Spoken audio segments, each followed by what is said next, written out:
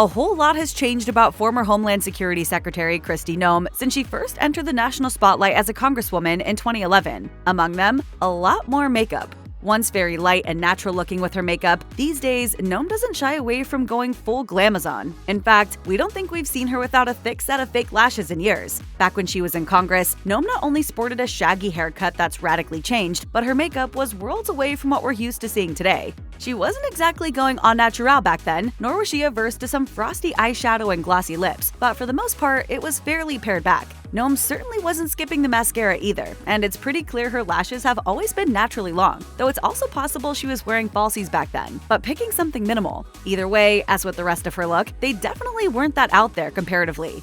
And we are committed to making sure Washington humbles itself and starts making good decisions.